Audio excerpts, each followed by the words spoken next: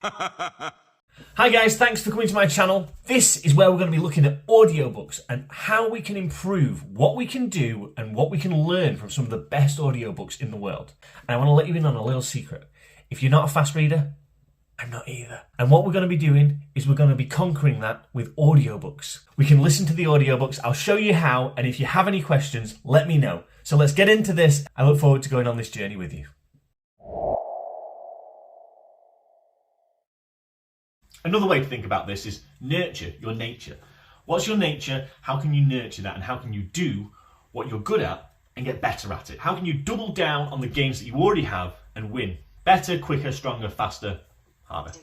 A couple of questions to consider here is, what would you do if you didn't get paid for it? What would you happily do if you didn't get paid?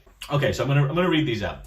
If you could afford it, what would you do without being paid for? You do it well. You seem to have a natural ability or skill in this area. It's been responsible for most of your happiness to this point. From an early age, you've got the greatest and the most compliments about this skill or this area. It's something that it was easy for you to learn and easy for you to do. It fascinates you, holds your attention. You're engrossed when you're doing it. When you do what you're ideally suited to do, time stands still. You really admire other people that are good at what you most want to do. If the skill's important enough for your development, you can win it. Whatever it takes, practice, time, repetition, consistency. It's not practice that makes perfect. It's imperfect practice consistently that makes improvement or perfect. This means that when you start, it'll be bad, you'll be clumsy, you'll get things wrong, you'll make mistakes, you'll make errors. It's because you've only just started to learn the skills. Give yourself time, be patient. Remember, you always have to pay the price for success in advance. He says, from today, determine to be the top 10% of people in your field. What do they earn? What do they do? How are they acting? What life are they living? And determine to join them in that group. He says that you can't achieve anything on your own. You need to know who the people are that you want to be like, and do what you need to do to get close to them, be close to them, do what they do, and essentially start living the life and believing in yourself before you get to where you're going. A couple of really practical points that he says. So he says, you know, we're all in customer service and there are a couple of key people within our lives that we have to make happy, like your boss, whoever that is. You know, keep them happy and everything's fine. He also says that when you go into a meeting, always sit opposite the person that's leading the meeting so you can make eye contact, ask questions, be engaged, volunteer for things, and be the person that goes the extra mile, essentially. Be early, ask questions, and always volunteer for assignments. Why not? Apparently, it can help you achieve exactly what you want to achieve. He says to network regularly and be around people that can make the biggest impact to your life. So if you're not hanging around the people that can improve your life for the better, maybe it's time to start making changes and think about who you should be speaking to and how you should be speaking to them. Associating with a goal-orientated reference group can do more to supercharge your growth than anything else. I've experienced this a lot in my life, where the friends that I've got at the moment are very driven, supercharged, and focused. And there was someone that said the other day that friends should be the non-executive directors of your life to tell you, you know, where you're doing things right, where you're doing things wrong. They shouldn't just be yes men, and that's actually quite hard to take, especially if they're telling you that you're doing something wrong. But that's what friends should be, and even just having friends with goals really helps you to achieve your goals as well. I'm trying to teach myself how to touch type at the moment. I almost gave up until one of my friends told me that he was now typing 3 times faster than I am. So now I've redoubled my efforts and I will not stop till I've got 100 words a minute. So there we go. Proper prior planning prevents poor performance. Are you planning? There's a saying that plans are useless, but planning is essential. You might make a plan and it might go obsolete the second that you implement it. But the process of planning what you want is vital to achieving what you need to achieve, even if the specific steps that you thought would happen are no longer relevant. Now we're going to get to the specifics. What you need to do to achieve and get that future that this book says that you can do with these positive beliefs. Now it says that you need to make a list of priorities of everything that you need to accomplish to achieve your specific task. Then once you've made the list, rank them in number order from the thing that would have the biggest impact if you started to do it straight away to the thing that has the least impact if you start to do it straight away.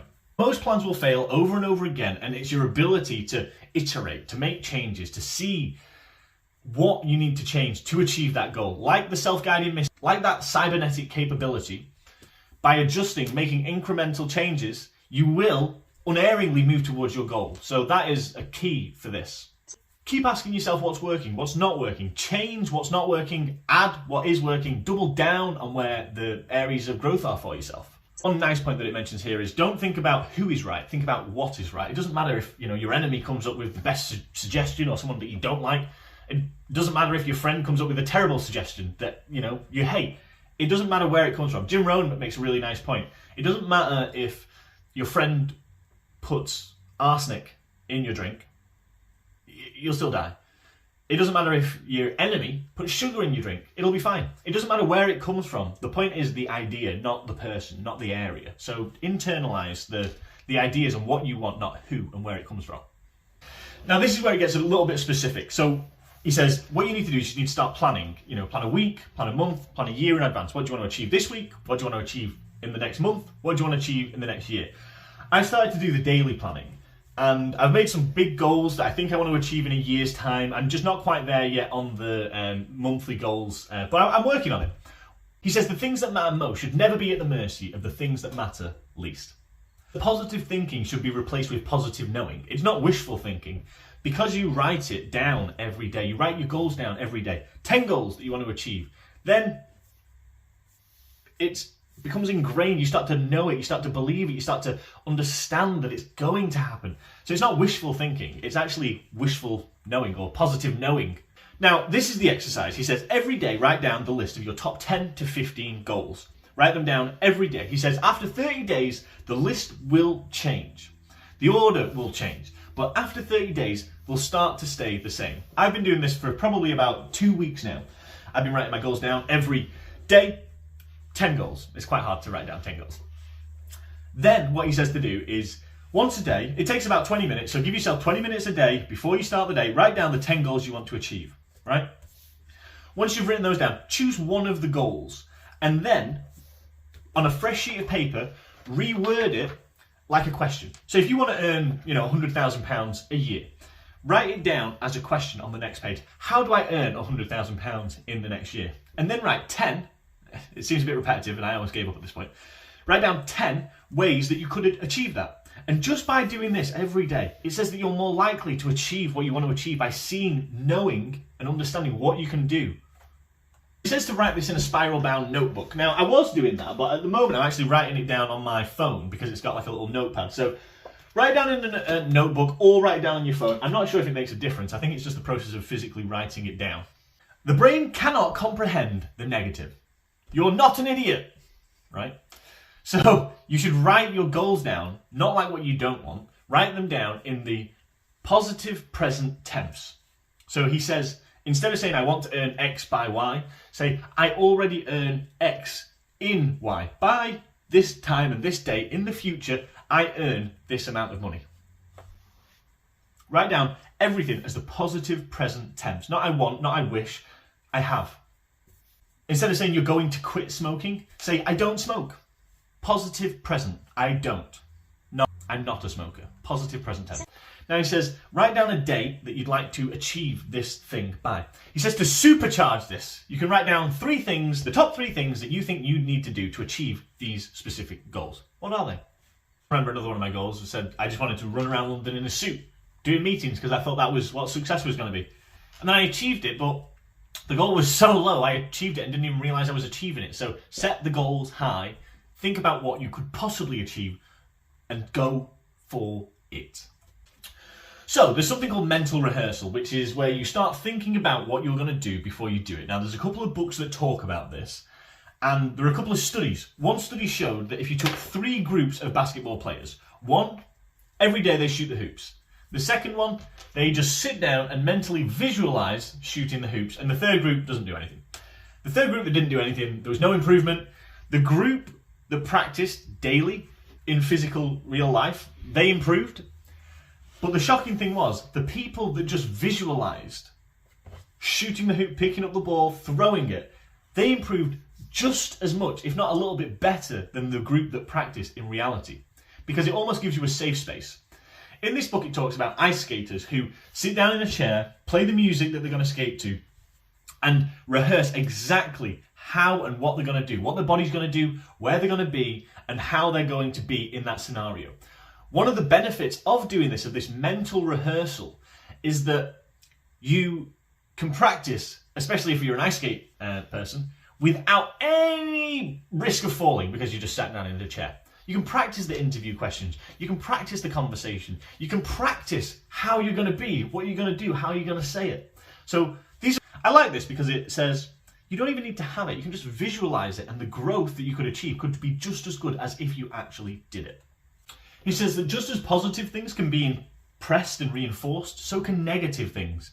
So the more you think negatively, the more it'll happen. The more you think positive, the more good things will happen. And that is one of those things that, hey, if it works, why don't we give it a go? Because we only have one life, and let's just try to be more positive, right? This is similar to when it says, if you worry twice. If you worry before, you worry twice. You worry when before it's happened, and you worry when it's happened itself. I used to be terrible for this. I used to worry all the time, and yeah, if I've always done what I've always got, then the negative thoughts led me to what I achieved. So what could positive thinking achieve? He says, work with single-minded concentration on your goal and focus. And if it doesn't happen, relax. And then it will just happen, apparently. If you are a slow reader like me, do not feel self-conscious about not being able to read the books quickly. Listen to the books. If you'd like to know how I listen to my books, what I do, the way that it works best for me, I'm going to do a lot of videos on this. But if you want to know, write me a comment and I'll let you know. Thanks, guys. See you later. Bye. Thanks for watching, guys. I'll be uploading the last episode in this series about Brian Tracy's book on goals tomorrow at 6 p.m. And I'll see you next week for my next book, Tiny Habits. And this is all about how you can do what you want to do, especially if you've not been able to get the habits done that you want to do so far. So stay tuned for Tiny Habits, and thank you for watching.